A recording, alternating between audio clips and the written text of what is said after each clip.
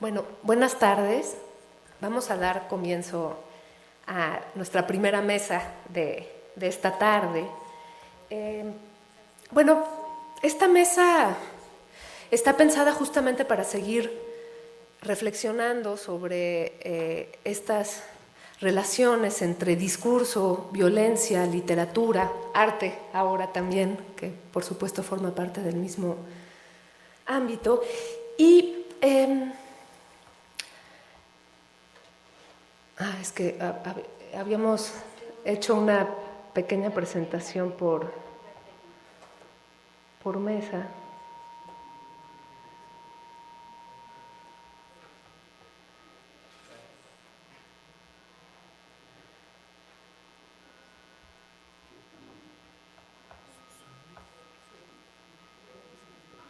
Va a estar muy lejos de todos. Va a estar muy lejos. Es que siempre hicimos unas presentaciones para cada mesa. Pero para leerlas. No, yo para leerla. Si quieres, pásate acá. No te preocupes.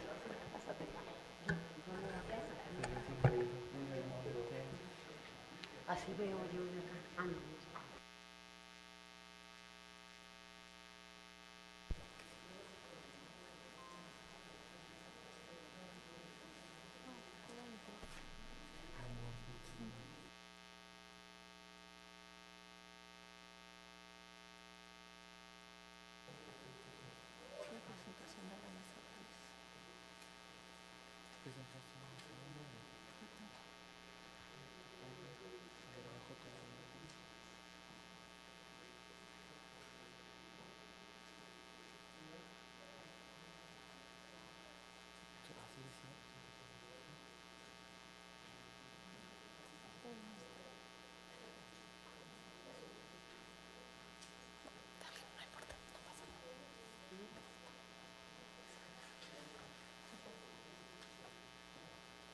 Presto la mía. Sí, bueno, vamos a dar, más bien, hubo un pequeño problema técnico, pero no importa. Vamos a dar entonces comienzo con este diálogo sobre violencia, literatura, arte y frontera. Bueno, tengo el inmenso gusto de estar aquí en esta mesa con Sergio González Rodríguez y con Sandra Lorenzano.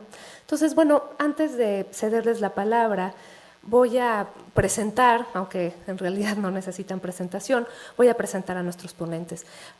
Iniciaremos con Sergio González Rodríguez, quien estudió Letras Modernas en la Facultad de Filosofía y Letras de la UNAM, es narrador y ensayista, ha sido músico de rock, editor de libros y suplementos culturales y profesor en estudios de posgrado. Desde 1993 es consejero editorial y columnista del diario Reforma y del suplemento cultural El Ángel. En 1992 fue premio Anagrama de Ensayo, este año también, con Campo de Guerra. En 2002 publicó su investigación sobre violencia y los asesinatos contra mujeres en la frontera norte, titulado Huesos en el desierto, y que también fue seguido, de hecho es una trilogía sobre la violencia en el país, con El hombre sin cabeza en el 2009 y justamente con Campo de Guerra, que fue premio Anagrama de Ensayo este año. Pues Sergio, muchísimas gracias por acompañarnos, bienvenido, y pues te dejamos con el micrófono. Muchísimas gracias de estar aquí con ustedes, les agradezco su presencia y desde luego a Mónica y a Sandra la compañía para conversar con ustedes de un tema que por alguna proclividad del país y en las épocas contemporáneas ya tiene mucho que ver con nuestra vida inmediata. La frontera, que era un confín lejano desde la capital del país, se fue convirtiendo poco a poco en un concepto que nos abarca y nos compete, de tal modo que voy a tratar de explicar un poco la génesis, por qué la frontera es tan importante para nosotros ahora. Me voy a permitir, desde luego, sintetizar una breve historia personal mía respecto de la frontera. Mis primeras aproximaciones a la frontera, y fundamentalmente para mí la frontera era la frontera norte del país, desde que era yo niño, porque mi padre, que era agricultor y comerciante en frutas y legumbres en el Bajío, en Guanajuato, fundamentalmente en la ciudad de Celaya, perteneció a una generación que son los que construyeron pues toda esta modernidad que ahora vemos en el siglo XX. Mi padre fue un empresario que le gustaba mucho transitar al país en carreteras, llegó a tener camiones de transporte, a veces los manejaba, y no en su coche particular, hacía viajes de la Ciudad de México a la frontera norte, por el lado de Ciudad Juárez, para pasar al Paso, Texas.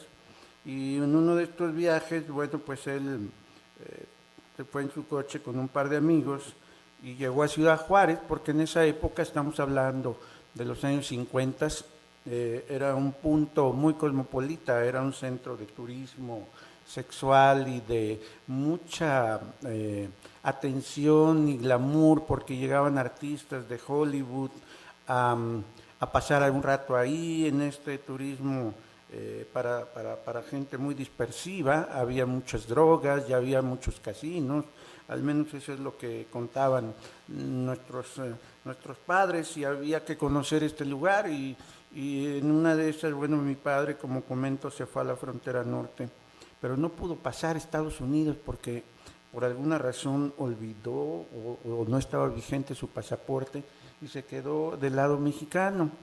Y lo único que él logró hacer es encargarle a un amigo que mandara una tarjeta postal a nosotros del Paso, Texas, para que supiéramos que por lo menos estuvo ahí, ¿no? Y la primera imagen que tengo yo de la frontera es una postal donde aparece una parte de Ciudad Juárez y otra parte del Paso, Texas. Y queda como, para un niño es algo muy llamativo. ¿Y de qué se tratará? Empiezan las preguntas. Posteriormente, como quizás ustedes sepan, yo fui músico de rock muchos años. A los 12, 13 años, mi hermano y yo, que falleció el año pasado, fundamos un grupo de rock, el grupo Enigma de Rock y Blues. Y necesitábamos, yo me dediqué 10 años profesionalmente por ahí. Nuestro álbum primero, Bajo el signo de Acuario, está considerado entre los 50 mejores álbumes del rock en español en México. Entonces, por lo menos grabamos y trabajamos profesionalmente. No podía ganarme la vida, desde luego, en la música, y por eso decidí estudiar en la Facultad de Filosofía y Letras del UNAM, letras modernas. Pero en uno de estos viajes a la frontera para adquirir equipo musical, nosotros tuvimos que sobornar a los aduanales, a los agentes aduanales, para poder pasar los instrumentos y el equipo que habíamos comprado en McAllen, Texas. Entramos por Reynosa, y entonces fue un asunto muy difícil, porque me enfrenté por primera vez a las tensiones de una frontera. Mientras del lado americano había cierta cordialidad por unos chicos que eran músicos y traíamos unas cabelleras muy largas, etcétera. Por el lado mexicano había una tensión muy fuerte, porque éramos chilangos, éramos del centro de la ciudad. Finalmente lo resolvimos y pudimos pasar, pagamos lo que había que pagar de impuestos, etcétera. Pero fue mi segundo contacto. Cuando a los años 90 se empieza a hablarse de asesinatos de mujeres en Ciudad Juárez, yo me pregunto, a ver, ¿esto es real o es parte de una mitología fílmica o literaria? Asesinos en serie en la frontera, suena muy bien. Entonces decidí convencerme de qué se trataba, si era verdad o era invención. Por desgracia era verdad, y me encontré con el drama de todo el país. Estoy hablando de hace 20 años. Yo viajé a Ciudad Juárez por primera vez en el año de 96, hace 18, y posteriormente seguí yendo para elaborar una investigación que sería el libro Huesos en el Desierto. El contacto con la frontera, obviamente, es un poco como esta experiencia que narra Joseph Conrad en La línea de sombra, cuando la experiencia de la vida de alguien pasa por un episodio que cambia completamente la existencia de esta persona. Y ese episodio se llamó Ciudad Juárez, Fundamentalmente yo recuerdo un momento de la primera vez que fui en un ministerio público, en una prisión probablemente, ahora se me mezcla un poco en la memoria esto, donde una muchacha de 14 años se acerca con su mamá y me dice, ¿le puedo decir algo? Porque necesito informarle de algo que me pasó a mí. Le dije, desde luego, es usted periodista, viene de México DF, qué bueno, porque quiero contarle algo, y mi mamá también. Y la muchacha empieza a narrar cómo un comandante de la policía la había tomado del cabello, 14 años, imagínense, y la había aventado contra un muro y la había amenazado. Le dice, tú tienes que declarar lo que yo te estoy diciendo, tienes que culpar al egipcio Sharif de que ha cometido esos crímenes, tú vas a decir lo que yo te diga. Y la muchacha estaba asustada, no sé, la han de haber levantado en la calle o quizás estaba en algún crucero, no sé. La idea es que me llamó mucho la atención, y desde ese momento empecé a entrar en el punto de vista de la víctima. ¿Qué pasaba con esas personas desvalidas en una frontera allá, donde las policías corruptas manejaban a su arbitrio la vida de las personas? Yo entonces empecé a investigar, y de ahí con el tiempo saldría el libro Huesos en el Desierto. Desde luego que hubo asesinatos contra mujeres en Ciudad Juárez, desde luego que nunca fueron investigados, desde luego que hubo asesinatos en serie. Incluso el especialista del FBI, Robert Ressler, que inventó el término asesino en serie y asesinato en serie, fue a Ciudad Juárez y diagnosticó que había por lo menos 2 o 3 bandas de asesinos en serie que tenían el rasgo adicional, el modus operandi de salir por las noches en días de juerga a levantar chicas en la calle, en las carreteras, donde circulaban solas después de salir del trabajo, o levantarlas en el centro de Ciudad Juárez y después someterlas a todo tipo de abusos sexuales, tortura y desde luego asesinato, generalmente por asfixia y estrangulamiento. Les quebraban el cuello mientras ellos las violaban. Este modus operandi fue sumamente estudiado por criminólogos de la Ciudad de México y de otras partes del mundo, y consta en actas y consta la información. Mi libro se trató solamente de un registro de voces, testimonios, documentos, y lo menciono porque ahora se habla de que eso ya no existió, que es una invención de periodistas como yo, que es una invención de novelistas como Roberto Bolaño. Acabo de escuchar propuestas académicas, a saber de ellas, donde se tilda a Roberto Bolaño de haber inventado el mito de Ciudad Juárez. Esto me angustia mucho y me preocupa, porque se tiende a olvidar que las cosas son al revés. Si Roberto Bolaño escribió sobre eso es porque había un fundamento en esa frontera para escribir contra la violencia de las mujeres, hacia las mujeres, contra la violencia definitivamente misógina en toda la sociedad. Y con el tiempo, bueno, parece ser que la gente prefiere allá y en muchas otras partes pensar que esto fue una invención nuestra, cuando son hechos atroces. Desde ese momento empecé a ver en la degradación institucional, la corrupción, la ineficacia, el reino del narcotráfico, en connivencia con gente de poder político y económico, con funcionarios, con policías, que estamos atestiguando desde esa época una degradación institucional muy profunda en el país, porque en algún momento las autoridades locales fueron trascendidas y entró la autoridad del Estado y después la autoridad federal, y en ningún caso se investigó a fondo estos asesinatos, todavía están impunes. Por desgracia, la máquina de aniquilación, de exterminio contra las mujeres, la máquina de guerra, empezó también a fincarse allá. Tengo un libro que se llama The Femicide Machine, publicado en Estados Unidos por el sello Semiotext, que analiza esta vinculación entre la máquina misógina o feminicida y la máquina de guerra, que es lo que hemos estado viendo en los últimos años. En el fondo es el mismo efecto del ultracapitalismo, la explotación extrema de las personas, la deshumanización, donde una mujer no tiene ningún valor cuando es simplemente sujeta a la violencia del crimen organizado, a la complicidad de gobernantes, empresarios, de gente de poder. Yo creo que esto es el elemento más distintivo de la frontera que nos ha tocado ver en los últimos años. Y bueno, en México, como ustedes ya creció, apenas se está descubriendo el gran problema de la explotación de personas en el sur del país, con todo el escándalo que se ha suscitado en torno de la migración de niños y menores hacia Estados Unidos, con la explotación de grupos criminales, de las personas, con la trata de personas, muchos problemas que no atisbábamos hace 18 o 20 años y ahora empezamos a ver que son, por desgracia, un signo atroz de nuestra modernización, de nuestra vida contemporánea.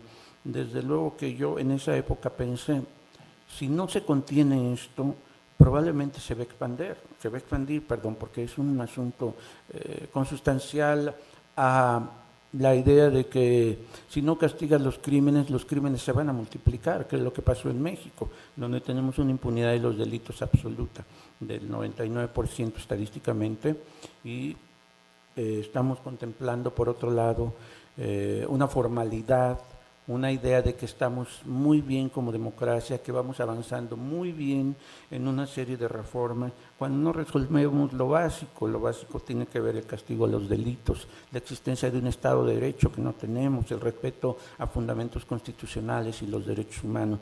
Todos esos signos empezaron a notarse en la frontera norte del país y desde luego deben haber estado también en los litorales del país y en la frontera sur, pero no lo sabíamos. Tuvo que haber este caso tremendo de los asesinatos sistemáticos o sistémicos contra mujeres, como prefiere llamarlos Julia,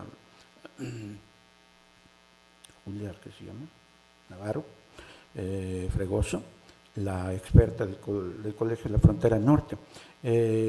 Que por cierto el Colegio de la Frontera Norte realizó un análisis hace un año, donde publica justamente qué ha pasado de los grandes escándalos en torno de los asesinatos contra mujeres en la frontera norte del país ya hace 20 años ya, y la actualidad. No ha pasado nada. El informe está en los archivos, ustedes abren la página del Colegio de la Frontera Norte,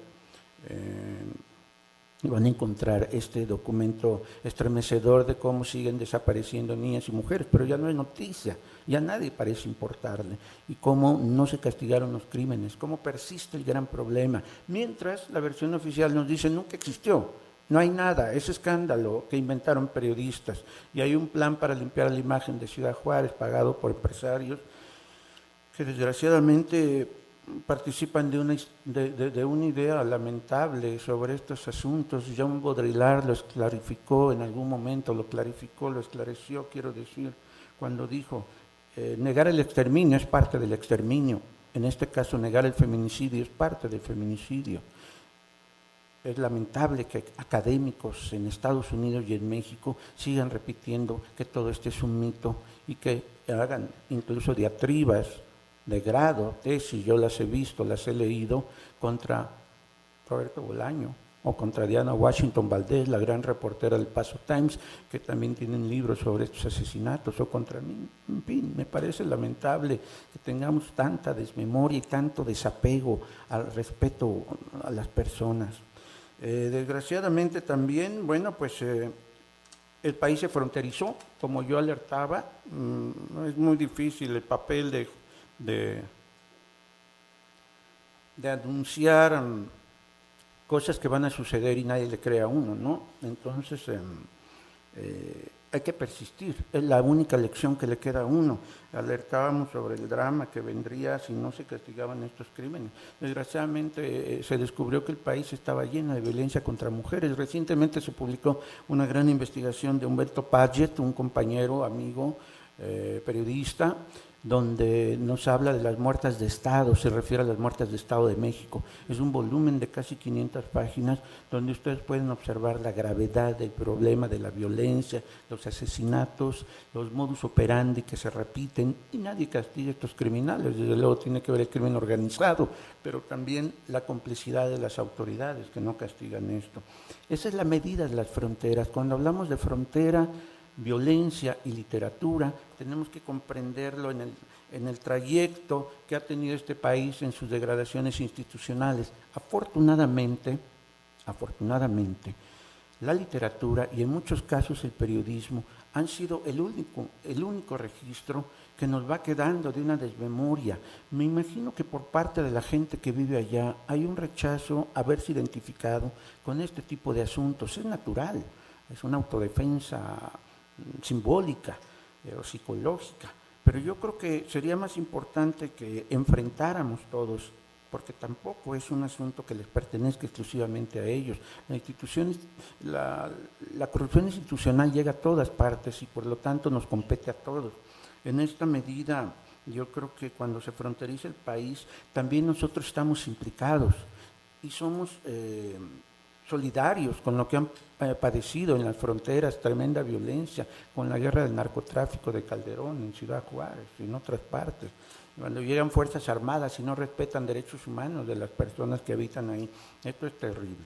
Yo creo que aquí cuando hablamos de frontera, y eso lo ha hecho mejor la literatura y el periodismo en segundo grado que las instituciones, han comprendido el concepto de implicación que tiene toda frontera. Una frontera implica, como describía Andrés Ortiz Ocese, el gran filósofo de la Universidad del Deusto, en el País Vasco, la frontera es implicación, nos lleva a vincularnos con otros y a tener una responsabilidad compartida sobre aquello que se experimenta o se vive. Por eso la literatura en México ha tenido extraordinarias representaciones de lo que es esta experiencia radical de la frontera.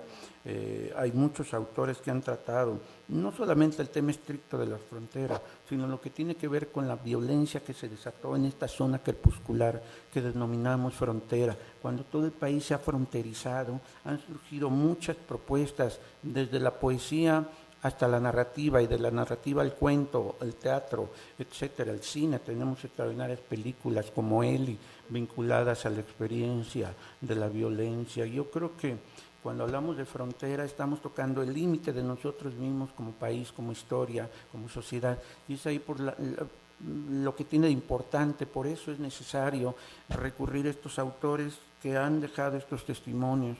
Próximamente se publicará un libro que antologó Lolita Bosch, donde hay 46 voces, donde nos hablan estas voces de lo que es la experiencia de la violencia, esto que yo denomino genéricamente fronterización del país. Hay muchos autores, desde Yuri Herrera, Carmen Boullosa, Félix Dávalos como narrador, Félix Dávalos como poeta, Juan Carlos Bautista como poeta, pero también tenemos a Eduardo Antonio Parra, desde luego en su momento a Daniel Sada, ya fallecido, el propio Juan Villoro ha escrito sobre esto. Tenemos los mejores escritores de México dejando constancia de algo. Esto es lo que nos enaltece también como sociedad, que hemos tenido una respuesta cultural muy alta. La mayor resistencia y crítica a todos estos fenómenos adversos han venido justamente de la literatura, del arte, del cine. Yo creo que esto nos gratifica de alguna manera dentro de esta tragedia. Por eso yo quería venir a compartir estas reflexiones aquí con Sandra y con Mónica, porque creo que el tema abre muchas cosas. No hay que pensar que estos temas nos llevan a lo mismo, a los escenarios oscuros o los escenarios depresivos o a la falta de posibilidades. Yo creo al contrario, reconociendo la adversidad se puede trascender la adversidad, pero es necesario tener conciencia, conocer la verdad es lo que nos va a sacar adelante. Yo de veras les agradezco mucho la invitación para compartir estas reflexiones. Muchas gracias.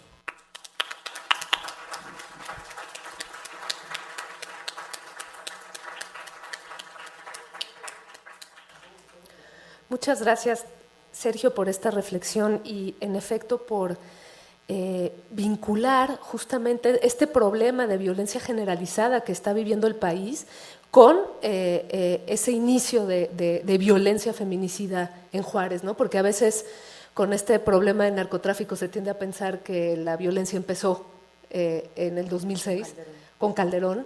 Y justamente este vínculo que tú haces, que además lo continúas en la trilogía, entre el problema de la frontera primero, después del país, ¿no? Con esta espectacularización de las muertes rituales y en tu último libro con una cuestión que también rebasa el orden nacional, que creo que es muy interesante y quizás después podríamos ahondar en esta cuestión.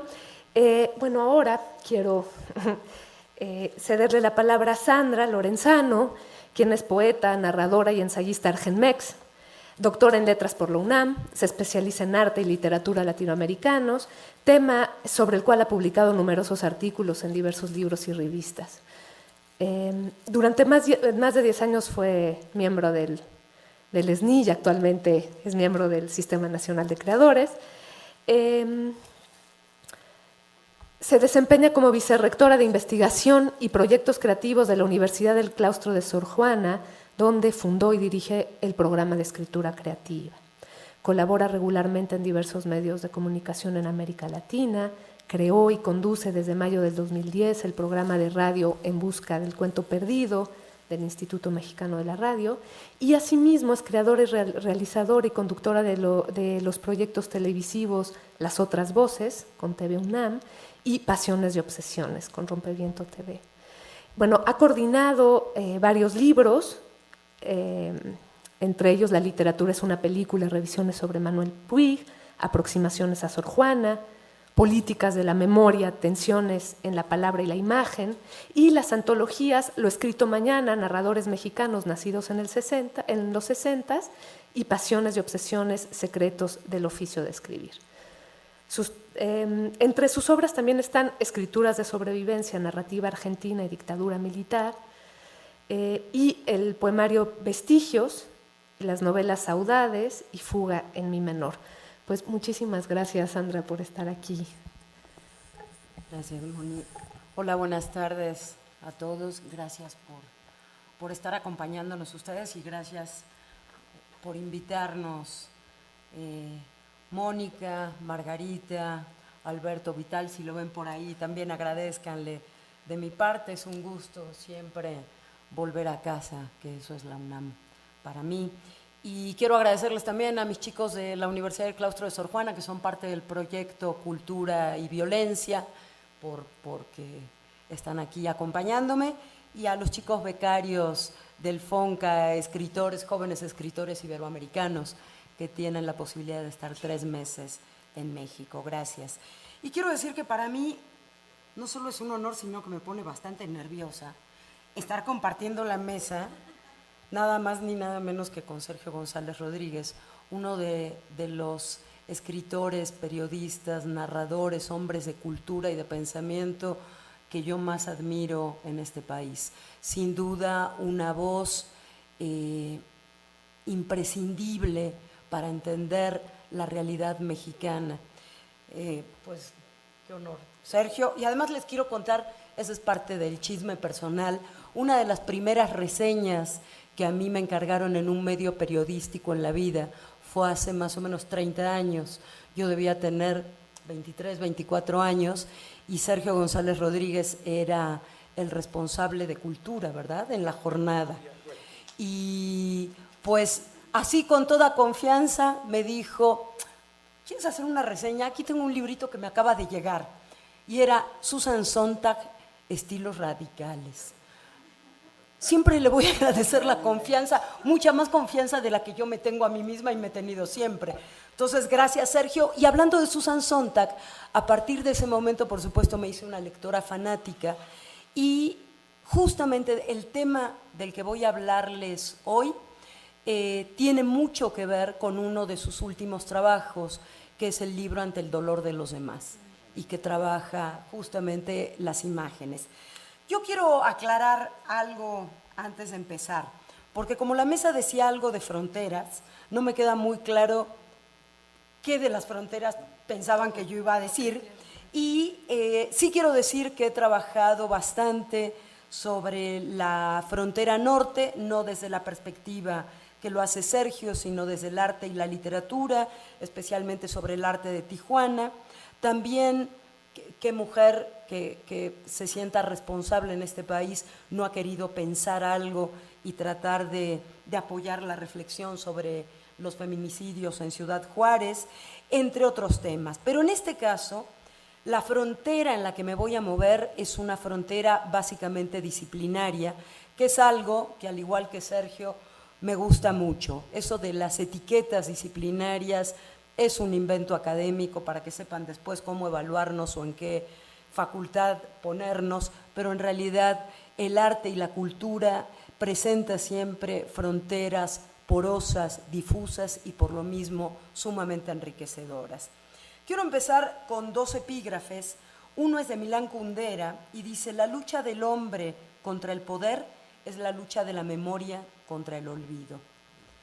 Y el segundo es de Pilar Calveiro, una politóloga especialista en el tema de memoria, profesora de la Facultad de Ciencias Políticas y Sociales de la UNAM y de la Benemérita Universidad Autónoma de Puebla, que en un trabajo sobre los campos de concentración de la dictadura argentina dice: la memoria es también, y tal vez sobre todo, escuchen esto, desestructuración.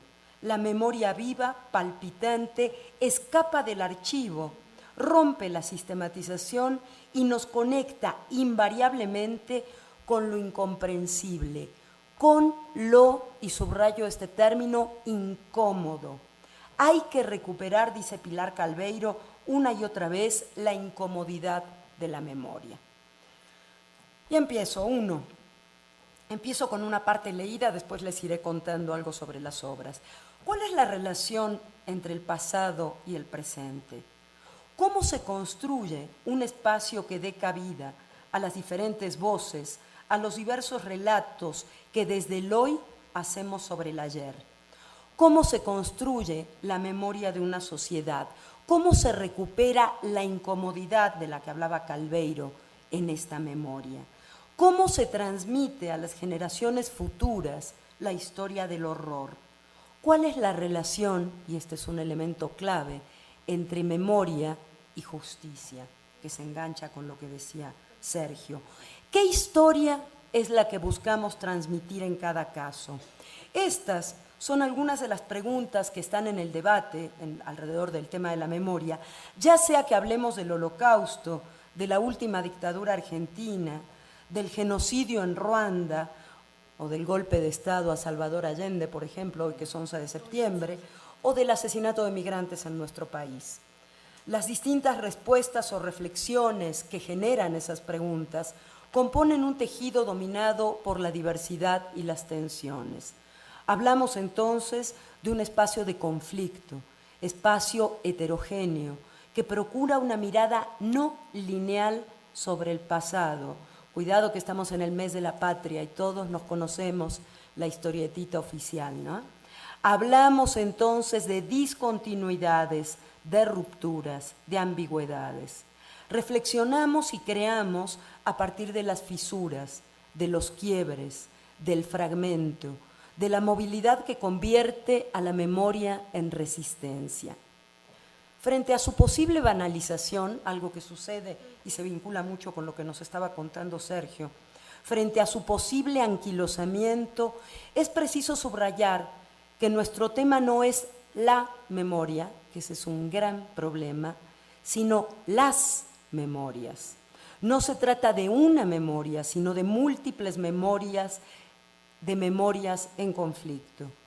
La ruptura que las distintas perspectivas implican para el discurso histórico que se pretende unívoco y homogéneo es justamente parte de su capacidad de provocación.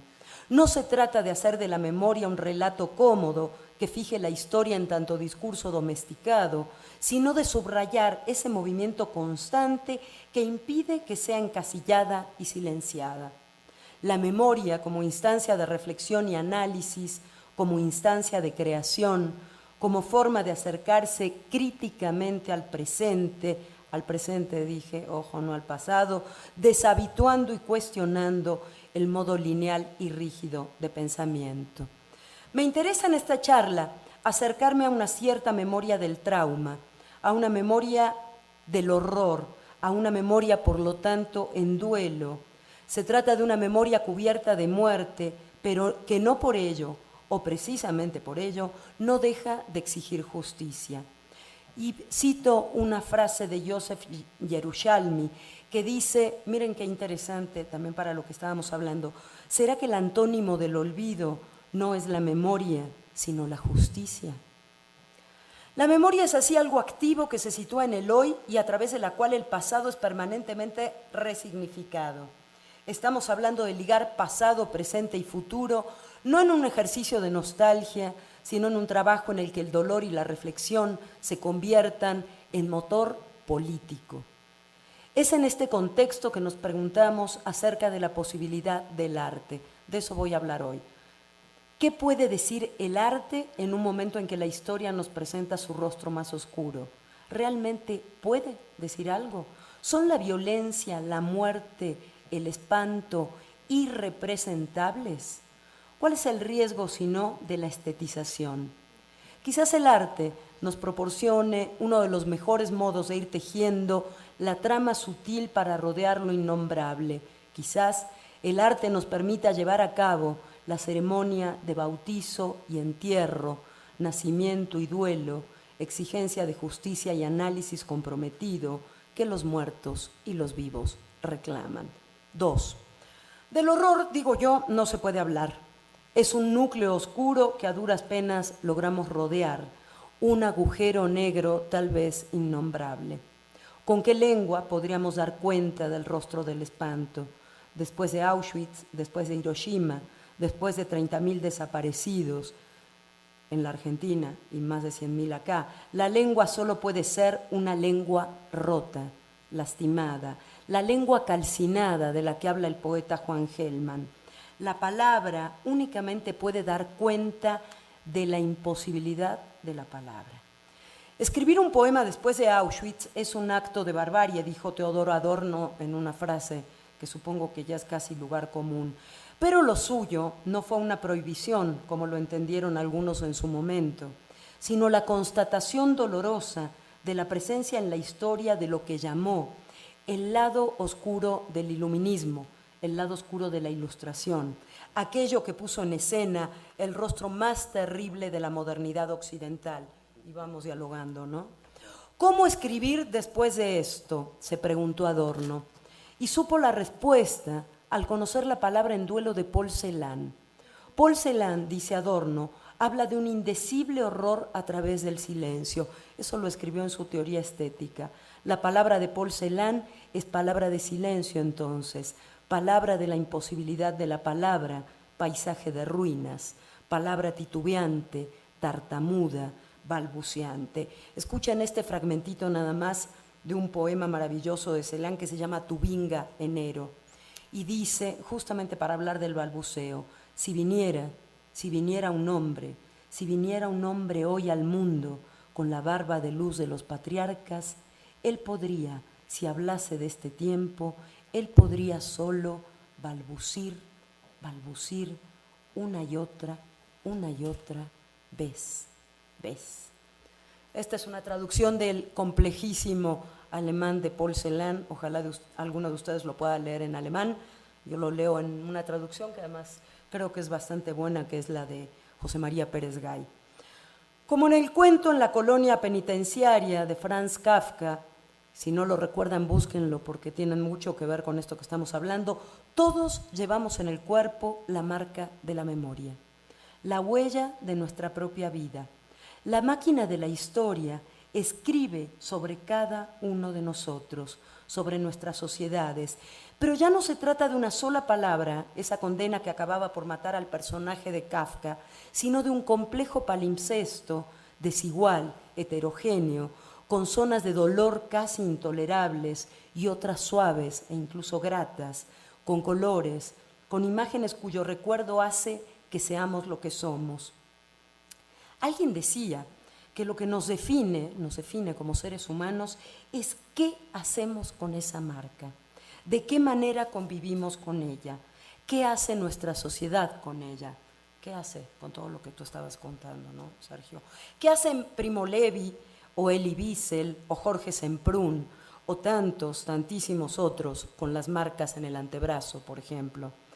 Con esas marcas que buscaron y en la mayor parte de los casos, en más de 6 millones de casos, lo lograron arrebatarle a cada uno no solo su vida, su identidad, el nombre, es decir, todo aquello que nos convierte en seres únicos, sino que también buscaron arrebatarle su propia muerte, despojarlo de lo que lo devuelve paradójicamente a su condición de ser humano.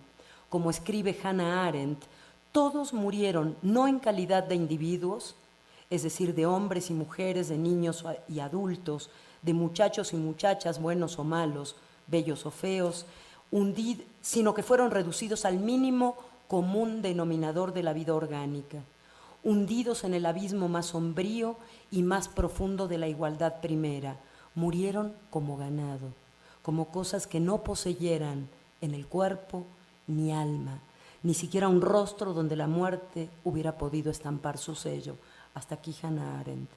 Esta muerte anónima, la muerte de los prisioneros de Auschwitz, pero también los de la escuelita, entre comillas, los del penal, comillas, libertad, y de otros muchos campos de concentración del Cono Sur, cuyos eufemísticos nombres difícilmente arranquen una sonrisa, la muerte de los hombres y mujeres de San Fernando, Tamaulipas, la muerte anónima, busca negarles la posibilidad de morir como personas, busca impedir que la muerte atestigue que el que murió había tenido vida.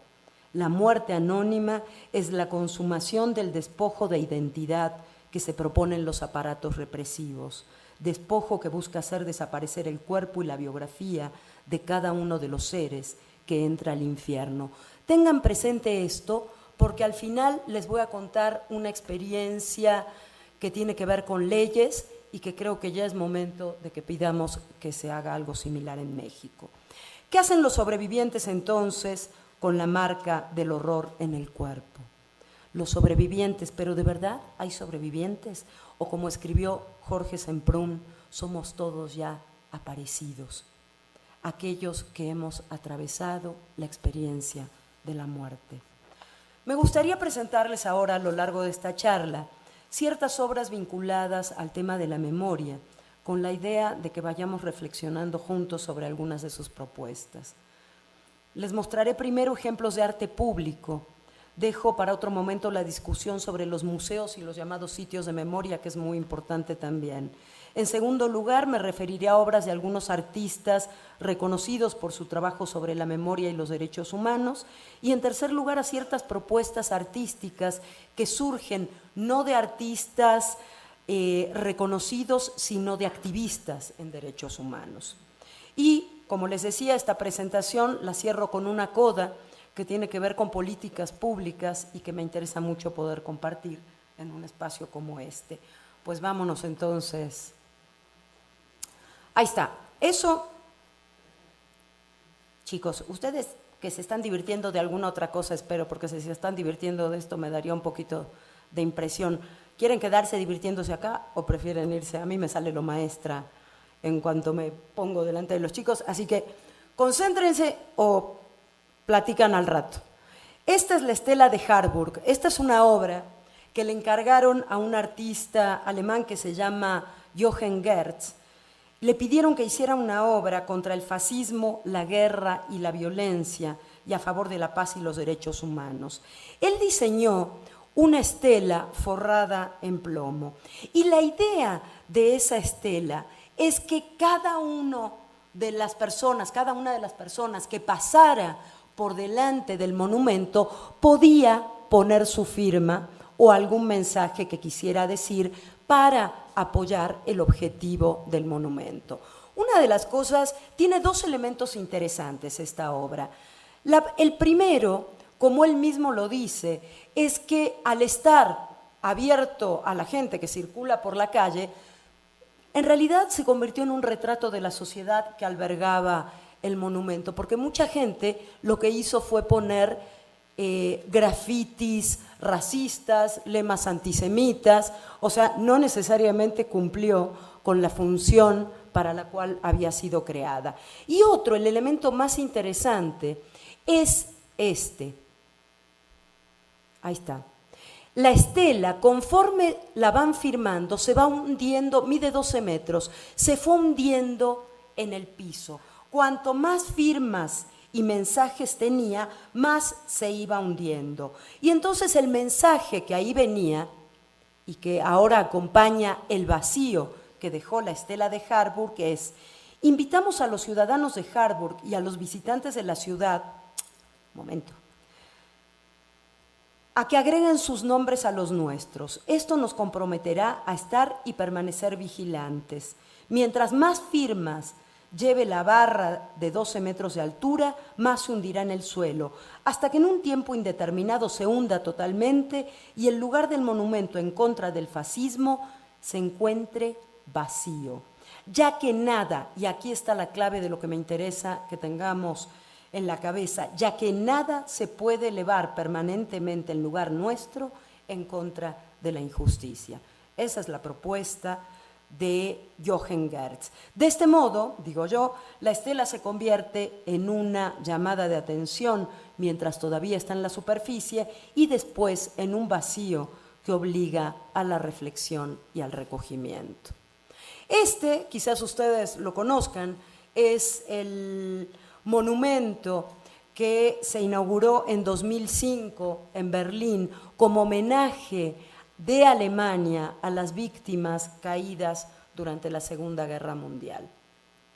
Ahí está, es un laberinto de bloques de concreto muy angustiante que busca, como dijo su creador, Peter Eisenman, que además es hijo de sobrevivientes del Holocausto, dijo: se trataba de reproducir de alguna manera la sensación de angustia, de encierro que provocaba el estar en un campo de concentración. Fíjense el tamaño de eso, es impresionante.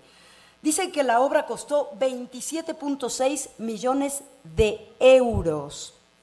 Y 17 años de debate, discutiendo a ver si sí hacíamos esta obra o no hacíamos esta obra, ellos, ¿no? Para recordar el Holocausto. Son 2.711 bloques de hormigón de distinta altura, situados en un espacio de 20.000 metros cuadrados, en un espacio que pertenecía a la antigua República Democrática Alemana, junto a la Puerta de Brandenburgo. No me voy a detener demasiado en esto, pero sí les quiero decir que tuvo que superar la construcción de este monumento no solo las dificultades financieras con algo de ese costo, como se podrán imaginar, sino además debates políticos sobre su naturaleza abstracta. Fíjense el tamaño que tiene, ¿no? Y el escándalo, esto es increíble, el escándalo por la pintura antigrafiti que usaron. Esa pintura es fabricada por la misma empresa que fabricaba el gas Ciclón B de las cámaras de gas de los campos de exterminio nazis. Entonces, imagínense el grado del debate. Ahí está. Y de la desmemoria, exacto. Ahora, lo increíble de un monumento de este tipo es que ahora la gente lo usa un poco como parque. Entonces los niños juegan a las escondidas, hay gente que hace medio picnic, parejitas fajando por todos lados, porque pues nada mejor que esos bloques para esconderse. Entonces la memoria como arte público, como espacio público, también permite que la sociedad se apropie de eso. Puedes pasar, Javier, si quieres, ya me puse nerviosa contigo ahí. ¿Cómo estás? Bueno, les voy a contar otro monumento de Berlín que es muy interesante. Por supuesto, como muchos de ustedes saben, esta es la Puerta de Brandenburgo, expresión absoluta del neoclásico, y se construyó a fines del siglo XVIII, coronada por la diosa Victoria. Pero les quiero contar una historia maravillosa. Entre los cientos de trabajos que se presentaron justamente al concurso abierto en Alemania para hacer un monumento, que finalmente ganó el que acabamos de ver, hay un artista que a mí me parece de los tipos más interesantes que están trabajando en arte público alemán, que se llama Horst Hoheisel. Horst Hoheisel hizo la siguiente propuesta. Dijo: más sí, volemos la Puerta de Brandenburgo. Dice: si los alemanes de verdad quieren homenajear a sus víctimas, ¿qué estarían dispuestos a dar de su propia memoria para consolidar la memoria del horror, que den su propio monumento, uno de los monumentos más importantes de la cultura alemana. Como podrán imaginarse, no ganó el concurso, ¿no?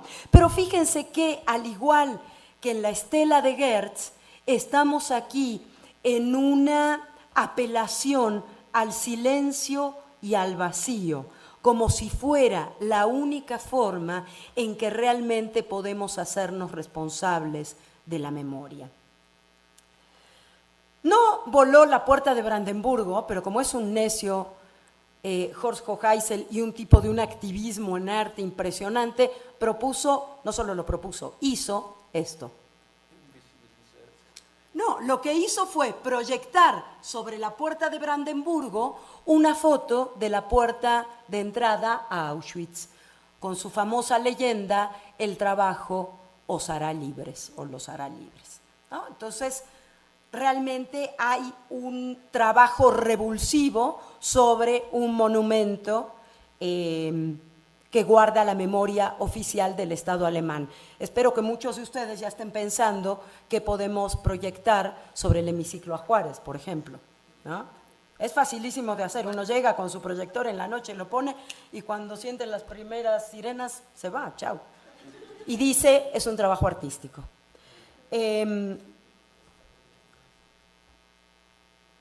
Este es otro trabajo de Horst Hoheisel y los voy a pasar rápido porque me gusta muchísimo lo que este hombre hace.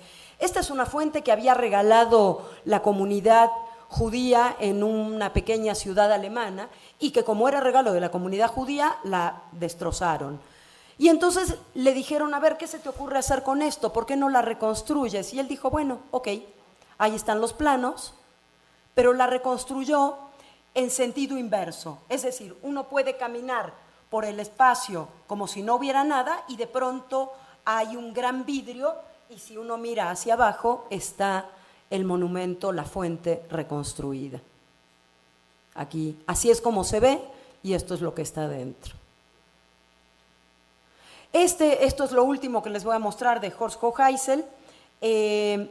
Aquí lo que le pidieron fue un monumento en un campo de concentración y él lo que hizo fue esta placa, fíjense que no es muy grande, que ¿qué característica tiene? En Alemania, que es un país donde el frío dura muchos meses, está permanentemente a la temperatura del cuerpo humano, para recordar que ahí fueron incinerados millones de seres humanos. Me voy ahora a otro ejemplo. Este es el Parque de la Memoria en la Argentina, un espacio público de 14 hectáreas de extensión ubicado en la costa del Río de la Plata, en la ciudad de Buenos Aires. Estas son algunas imágenes. Las obras que ven ahí son obras que se convocó a concurso internacional y son de artistas reconocidos internacionalmente, incluidas algunas reproducciones de intervenciones urbanas que hacen sobre todo los grupos de hijos. Hijos son las siglas de Hijos por la Identidad y la Justicia contra el Olvido y el Silencio, y también hay Hijos México, y al final voy a volver sobre eso. Esto que me interesa mostrarles es el monumento a las víctimas del terrorismo de Estado. Se trata de 4 estelas que están mirando al Río de la Plata. Y fíjense que, para volver un segundito a Horst Hoheisel, cuando lo invitaron en Buenos Aires y le dijeron, a ver, ¿qué se le ocurre que podemos hacer aquí como monumento a la memoria? Horst Hoheisel dijo, ustedes la tienen muy fácil, lo único que tienen que hacer es poner grandes reflectores sobre el Río de la Plata. Ese es el gran monumento a las víctimas del terrorismo de Estado. Por si no lo recuerdan, de los 30.000 desaparecidos y asesinados por el régimen de facto que gobernó la Argentina entre 76 y 83, muchos de ellos, miles, fueron arrojados con vida al Río de la Plata, encadenados, desnudos y encadenados. Entonces, bueno, es una manera de recordar eso que la sociedad en general se empeña en olvidar. Ahí está parte del memorial. Y lo más interesante y ahora voy a volver sobre eso, es el tema de los nombres en el memorial. Les voy a decir que hay 30.000 placas de mármol, de un tipo de mármol patagónico, de los cuales 9.000 ya tienen grabados los nombres. Entonces, una de las cosas más terribles de los desaparecidos, lo decíamos hace un momento cuando citábamos a Hannah Arendt, es que le arrebatan la posibilidad al muerto de tener presencia entre sus seres queridos. Y somos, la sociedad occidental o los seres humanos, somos de rituales. Y el ritual de la muerte es uno de los rituales más importantes de aquellos que nos constituyen. Entonces, cuando un cuerpo está desaparecido, y ténganlo presente para este país con un número tan terrible ya de desaparecidos, cuando un cuerpo está desaparecido, no solo la familia, los seres queridos pierden a alguien de su propia sangre, pierden a alguien cercano o a alguien que les resultaba entrañable por alguna razón, sino que además no tienen a dónde ir a rendirle homenaje, a dónde ir a llorarlo. No hace falta que yo diga en un auditorio en la Universidad Nacional Autónoma de México lo importante que es el ritual a los muertos. En este país es quizás más importante que en ningún otro lado. Bueno, cuando un cuerpo está desaparecido, no hay lugar donde ir a hacer ese ritual. Por lo tanto, no hay posibilidad de cerrar el duelo. Una de las cosas que ha pasado con este memorial es que van las familias a dejarle flores a sus desaparecidos. Ahí, esa es una madre de Plaza de Mayo, como se puede ver por el pañal bordado que lleva en la cabeza. Otro día puedo hablar de eso. Eso es maravilloso, porque siempre hablamos de las madres, pero ahí hay un padre recordando a alguien querido. Les leo un pedacito que dice: ¿cómo construir? Tú me dices, Moni, ¿me voy rápido? Alrededor de un vacío, tejer con palabras e imágenes la figura de la ausencia, para nombrar a los que no están, para nombrarlos a todos. Y les daré un nombre eterno, dice Isaías en la Biblia, y Claude Lanzmann inicia con esa frase su película Shoah, quizás el film más importante que se ha hecho sobre el tema. Un nombre que es también huella secreta, susurrada por el ángel, como decía Walter Benjamin. Un nombre eterno. Escribe Ana Akhmatova: yo quería mencionarlos a todos por su nombre. Eso en el poema Requiem. Mencionarlos a todos por su nombre para reconocer cada nombre secreto, cada nombre eterno, el de su hijo, el de su compañero, el de Osip Mandelstam. ¿Se acuerdan del poeta que había? Fíjense qué verso. Osip Mandelstam escribió, entre otras muchas maravillas, esto: ¿quién sabe, al decir esa palabra, adiós, cuánta separación nos aguarda? Y escribe Ana Akhmatova en Requiem: te llevaron al alba y fui tras de ti como en un entierro. En el ático oscuro lloraban los niños y ante la imagen sagrada se derretía la vela. Las palabras, también las palabras, tejen así un manto para cubrir a los ausentes. Ante el horror de la muerte anónima, los trabajos de arte público buscan muchas veces recuperar el peso simbólico de los nombres, tanto en obras monumentales como las que acabamos de ver, como en pequeñas intervenciones, como estas placas colocadas en las calles de varias ciudades. Antes era solo de Alemania, ahora hay en muchos otros lugares, también en el Cono Sur. Fíjense, son los nombres de la gente, de los vecinos que vivían ahí y fueron asesinados. Ese para que vean el tamaño que tiene. No siempre los monumentos tienen que ser eso, monumentales. Se puede recordar a los desaparecidos de muchas maneras. Les voy a pasar, esto sí va rápido, este es otro de mis artistas favoritos sobre el tema de la memoria, es Christian Boltanski. Él lo que busca es recuperar los rostros y las historias de los muertos y desaparecidos. Él dice: aunque no hable yo de la Shoah, siempre eso está presente en mi obra, las ausencias y el dolor por las ausencias. Son alucinantes las obras. Nada más para que tengan una idea, ya no les voy a leer, les voy a ir contando. Este es un trabajo también de Boltanski que tiene otra característica. Esa es una casa en Berlín. Y la idea es que cada plaquita tiene el nombre de la persona que vivía en ese espacio. Entonces, ese espacio vacío de una casa que fue bombardeada tiene un signo de memoria. Ahí está. Bueno, pasamos a América Latina. ¿10 minutos? ¿Sí?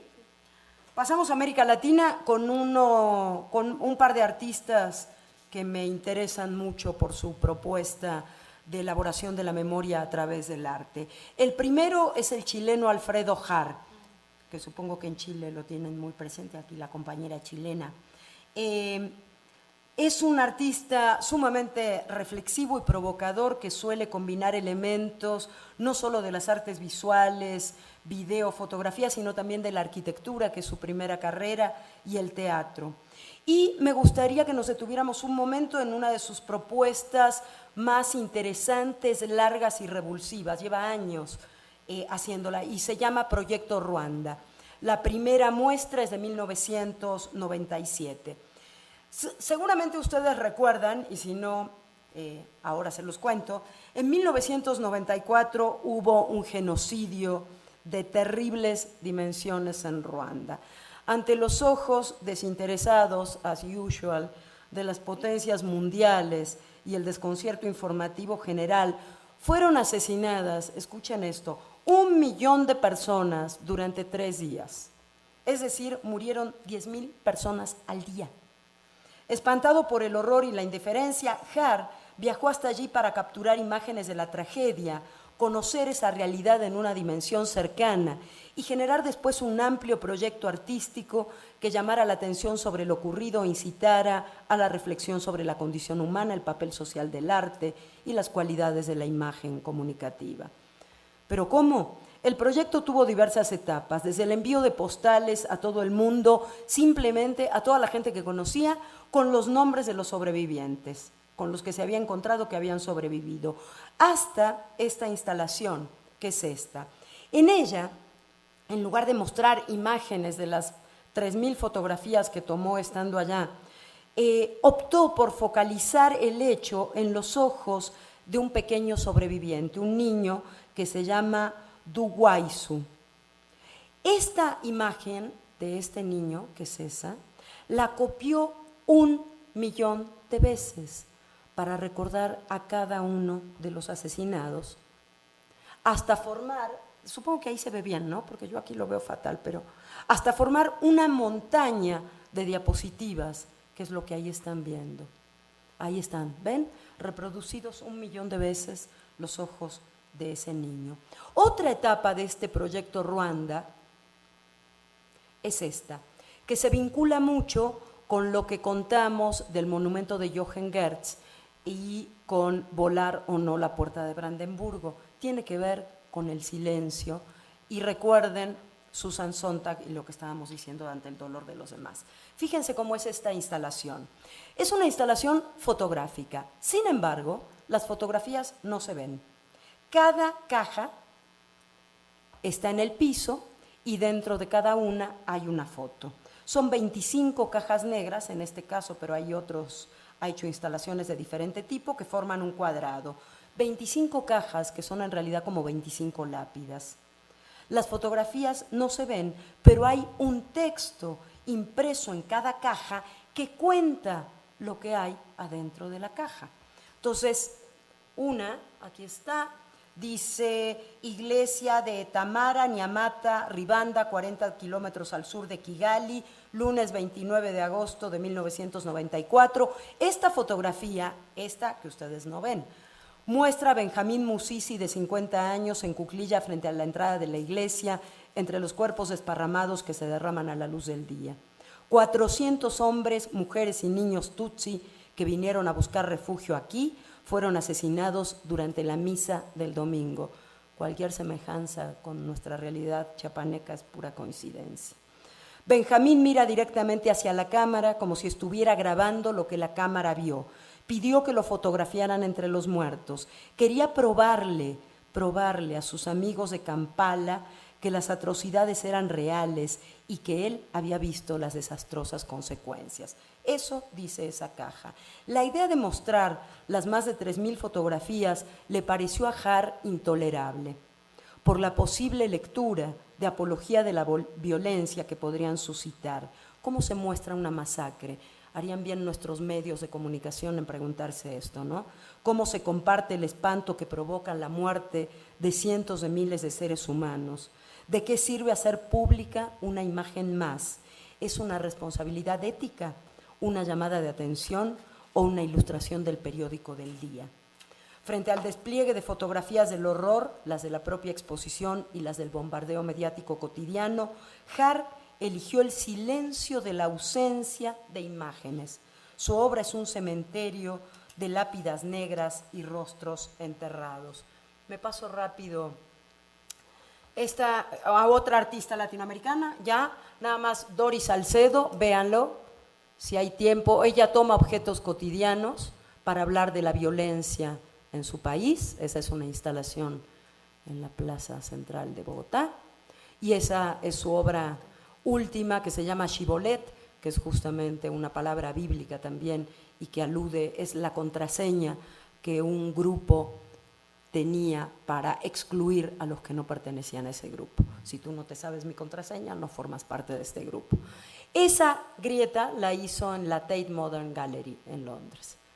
Vamos rápido.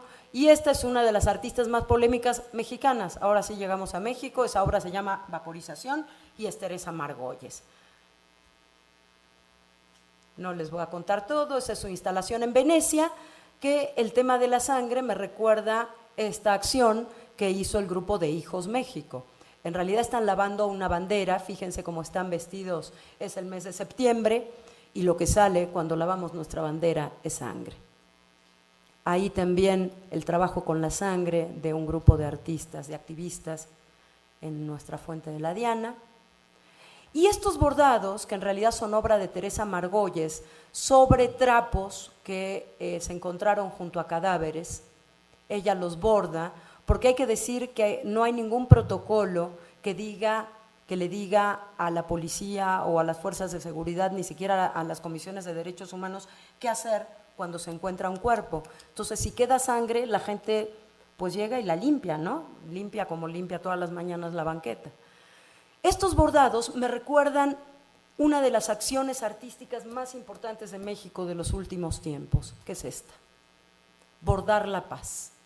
Bordar la paz es una acción que se ha ido ampliando, que tiene que ver con el movimiento por la paz, con justicia y dignidad, sin duda, también tiene que ver con hijos, tiene que ver con familiares de desaparecidos, con la Casa de la Memoria Indómita y con tantos otros grupos que trabajan en pos de la justicia en nuestro país. Pero fíjense, una de las cosas más interesantes que tiene esta propuesta es que cualquiera que tenga ganas de hacer algo por la justicia y por los asesinados, se acerca y borda. Ahí está, su guerra, nuestros muertos. Ahí están, esta es otra acción de arte de los Hijos de México y simplemente la quiero enganchar, esta idea de las siluetas recorriendo con los nombres de los desaparecidos. Es una idea, ahí está Hijos México por si quieren ver más, es una idea que viene también de la lucha en contra de la dictadura argentina y quiero terminar con esto. Ahí están las madres. Esta es una instalación que ahora no nos vamos a detener. Quiero hablar de las abuelas. Ahí está la foto que el 7 de agosto nos conmovió a todos. La presidenta de Abuelas de Plaza de Mayo encuentra 36 años después a su nieto nacido en cautiverio, de su hija Laura asesinada 2 meses después de dar a luz. Ese es muy lindo y lo que les quiero contar que hicieron las abuelas es que gracias al trabajo sobre la genética y al trabajo llevado a cabo por el equipo argentino de antropología forense, que es un equipo que trabaja ya en todo el mundo, las abuelas consiguieron la creación, y ahí va mi propuesta para México, y a ver si logramos algo en algún momento, la creación del Banco Nacional de Datos Genéticos. Uno de los grandes problemas de nuestro país es que no tenemos manera de identificar a cientos y cientos de cuerpos que aparecen. Entonces, pues empezamos con el silencio y terminamos con un grito que clama por justicia. Muchas gracias.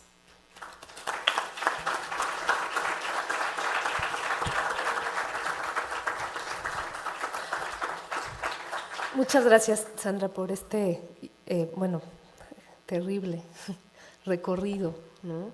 Y por esta reflexión de cómo el arte puede responder justamente a esta, a esta memoria del horror, ¿no? Yo quisiera que estos últimos minutos los pudiéramos dedicar para establecer un diálogo. Bueno, en principio quisiera, Sergio, preguntarte si quisieras comentar algo con respecto, de lo que dijo Sandra y con respecto de tu propio trabajo. Agregar algo, aparte desde luego de agradecer la invitación a Margarita, a la doctora Margarita Palacios y a ustedes por su compañía, de nuevo se los agradezco. Señalar lo siguiente, creo que Sandra nada más nos ha dado una visión extraordinaria de aquello que nos falta en México, la memoria. No me refiero a estos trabajos extraordinarios de artistas y activistas, sino al gobierno. Si ustedes consultan un poco cuál fue el homenaje, el monumento que las autoridades mexicanas en Ciudad Juárez dedicaron, es una vergüenza, a las asesinadas en Ciudad Juárez, el asombro y la indignación no cabe. Una cosa verdaderamente estremecedora, como después de tantos ejemplos extraordinarios en el mundo, de cómo prolongar la memoria entre un asunto verdaderamente brutal, bárbaro, en México el cinismo de las autoridades llegó a proponer un verdadero basurero para homenajear a estas damas que fueron asesinadas. Me parece atroz, solamente quería agregar eso. Muchas gracias. Sergio, no sé si alguien en el público quisiera comentar algo.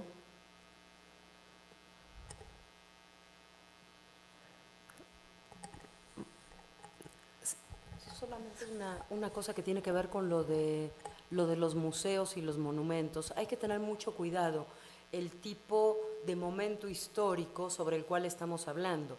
Cuando hablamos del movimiento del monumento a las víctimas del Holocausto, piensen que ha pasado medio siglo hasta que se hace la convocatoria a ese monumento. En el caso de la dictadura argentina, llegamos, después de todos los años de dictadura, a un gobierno democrático. Aquí estamos en medio del horror.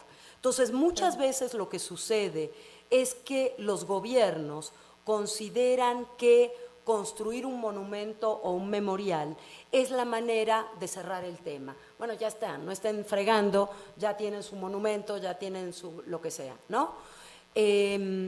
Por eso en muchos lugares no se acepta que se haga un monumento, como pasó con el monumento esa atrocidad, otra atrocidad que hizo Calderón ahí junto al Campo Marte, ¿no? Aquí en la Ciudad de México. En realidad, porque es una manera de querer convencernos de que ya estamos en una nueva etapa. No estamos en ninguna nueva etapa. Por eso es fundamental que pensemos la relación entre estas propuestas artísticas y la exigencia de justicia. No se trata nada más de dejar, bueno, yo ya hice mi fotito o mi estelita o mi monumentito o lo que sea, sino este es un trabajo que se hace junto con los organismos de derechos humanos y con la gente que está exigiendo justicia. Es una forma también de exigir justicia, no de tapar el horror. Y desde luego que eso puede explicar la actitud, pero no lo justifica. Yo creo que lo que estás describiendo es muy claro. No es posible negar la memoria desde el primer momento. Tiene que cambiar la sensibilidad, la percepción, el concepto de la ciudadanía que tienen nuestros gobernantes, que para ellos no vale la vida humana, no existe ningún trato adecuado para las víctimas de desaparecidos, es un desastre el incumplimiento de la ley de desaparecidos, los muertos, asesinados, la gente secuestrada que viene de Centroamérica, atraviesa México, son brutalmente sometidos por el crimen organizado. Y las instituciones, el gobierno, todo esto funcionan como si no hubiera acontecido, como si no fuera importante. De hecho, En lugar de insistir en esta pulsión de memoria que ha narrado Sandra, lo que hacen es evitarlo, como lo describes, ¿no? Ya olvidemos que eso, pasemos a otra cosa, cerremos el asunto y nos vamos de frente. Esto es inaceptable, tenemos que insistir que se detenga la desmemoria. Sí, Javier.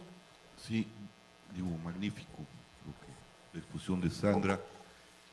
Creo que esperar algo del Estado, del gobierno, es esperar una necedad. Pues sí. Los memoriales los hace la gente. Pues muchos nos hemos adueñado de la estela de luz, de la explanada. Allá hay cerca de 60 placas con nombres de asesinados, desaparecidos. Y les ha molestado mucho porque le rompimos su suelo, pues. Pero bueno, allí y en otras partes de la República hay. En Morelos, cuando nació el Movimiento por la Paz, nos adueñamos de la entrada del Palacio de Gobierno. Ahí está el memorial. Ahí hay fotos, llega la gente a poner la foto de sus hijos o del desaparecido, y se ha vuelto un lugar ahí de recordatorio. Cuando entra el gobernador no tiene más remedio que mirar los muertos que están ahí.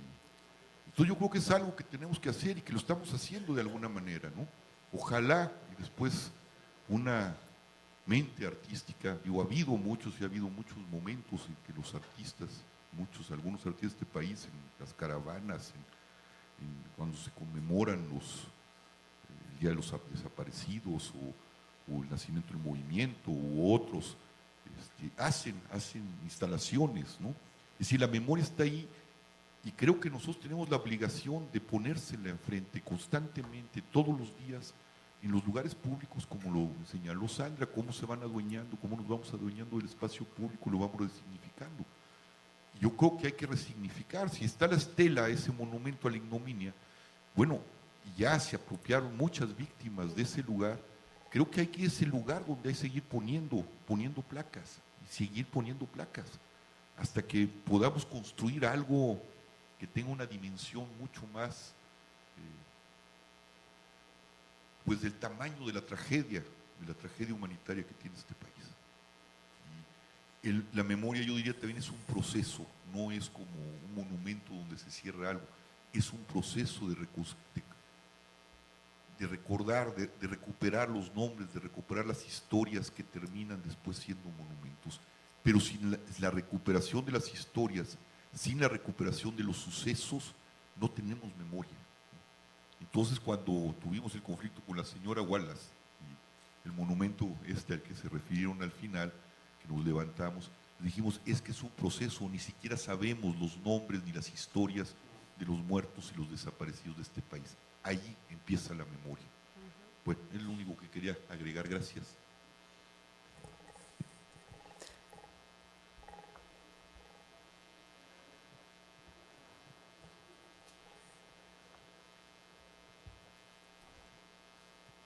Felicidades por sus exposiciones. Y mi pregunta va para el comentario que hizo Sandra Lorenzano sobre el riesgo de estetizar la violencia, cuando la violencia ya no, o sea, de tanta repetición y más actualmente, deja de significar, se normaliza y, o sea, los beneficios del arte, de buscar el arte en los espacios públicos y buscar, el arte contemporáneo, la búsqueda de resignificar esa violencia.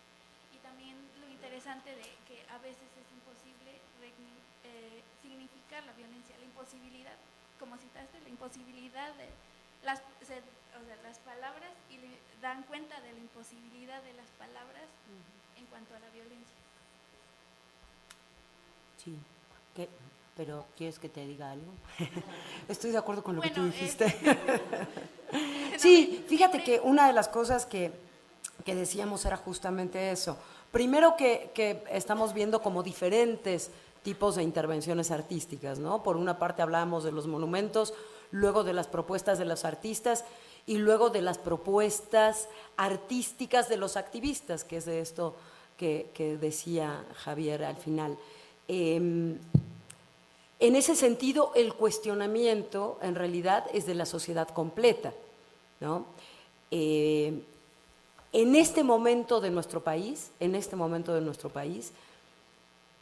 a nosotros nos corresponde, a los artistas y a los no artistas, sumarnos a lo que están haciendo aquellos grupos que luchan por la memoria y los derechos humanos, pero sobre todo por la justicia, porque aunque no podemos estar esperando que el Estado haga nada, tenemos que seguir exigiendo que haga. Eso no se detiene. Por eso es tan importante esta idea de las ausencias, no de personas en este caso, sino de lo ausente que puede estar una obra a partir de su presencia, porque lo que está haciendo es interpelarte a ti que estás frente a la obra para que digas, cierto, aquí está pasando algo. Si tú vas un domingo cualquiera al Zócalo de Coyoacán, te vas a preguntar qué son todos estos bordados, ¿no? Y a lo mejor te da ganas de sentarte tú también y convertirte en un eslabón más en esta cadena de la memoria. Y una cosa importante que tiene que ver con esto y que retomo lo que decía Javier, es también lo que planteábamos al principio. La idea de la memoria no como algo anquilosado, sino la memoria es lo que se construye día a día. No es voy a recordar el pasado, es la memoria en el presente, ¿no? Por eso hablábamos de memorias, de esas memorias en conflicto que establecen un entramado de tensiones en la sociedad. Claro. Yo quería comentar también, un poco retomando lo que hemos comentado aquí, bueno, lo que ustedes han comentado, es cómo, digamos que el tipo de violencia que en esta mesa se ha tratado, pues es la violencia, digamos, política o la violencia de Estado, ¿no? Y entonces ahí sí se ve muy claramente cómo aparecen estas estructuras en donde pues el Estado que se supone, ¿no?, que tiene el uso legítimo de la violencia para proteger a los ciudadanos, se vuelve contra ellos, ¿no?, ya sea como en las dictaduras, digo, para una represión directa, ya sea como ahora en México, pues por omisión, por corrupción, por violencia directa, es decir, por muchas cuestiones. Entonces, justo ahí la función de la sociedad civil, cómo resulta fundamental, y cómo resulta fundamental que esta sociedad empiece a apropiarse también de los diferentes espacios, ¿no? O sea, de este espacio de la ley, de este espacio inclusive a veces del arte que se puede pensar como ajeno a la sociedad. Y quisiera encadenar esto con lo que comentabas sobre el banco de datos de genéticos, porque justo en la mesa de la mañana hubo una reflexión sobre justamente, y de hecho cómo existe este proyecto también de hacer un banco de datos de la víctima, pero como viene por parte del Estado, hay una... o sea, no le crees, o sea, las personas, los familiares de las víctimas no quieren ir a donar tampoco sus... ¿Por qué? ¿Por qué? ¿Por qué se los vas a ir? O sea, ¿por qué les vas a ir a dar a estas personas que no han resuelto, que ocultan los crímenes? Entonces, aquí es muy interesante diferencia, porque las abuelas parten de personas y de recuperar la historia de la persona. Aquí parten de estadísticas, de estado de resolución. Entonces, ¿cómo inclusive, los discursos, las acciones también dependen mucho de dónde vienen, o sea, es lo que está atravesando esa ética, ¿no? Entonces, también es interesante reflexionar esto, ¿no? No es solamente un banco de datos genéticos por sí, sino de quién viene, cuál es la exigencia, por qué surge, etcétera, ¿no? Que también puede ser muy interesante. Por eso es interesante la experiencia de las abuelas, porque el trabajo de abuelas para llegar primero al equipo argentino de antropología forense y después al Banco Nacional de Datos Genéticos, surge en plena dictadura y no como solicitud o reclamo al Estado, sino como trabajo de base. O sea, ellas se ponen en contacto con Snow, se llama, el científico americano, tejano, que se dedica a esto, y que dice, el cuerpo habla, ¿no? Un cuerpo muerto habla, cuenta muchas cosas. Entonces lo invitan a la Argentina en plena dictadura y es cuando Estela Carlotto, la presidenta de Abuelas de Plaza de Mayo, decide exhumar el cuerpo de la hija y por primera vez verlo. Y entonces él le confirma que había tenido un bebé, que la asesinaron con una pistola muy cerca, a 30 centímetros de la cabeza, etcétera, etcétera.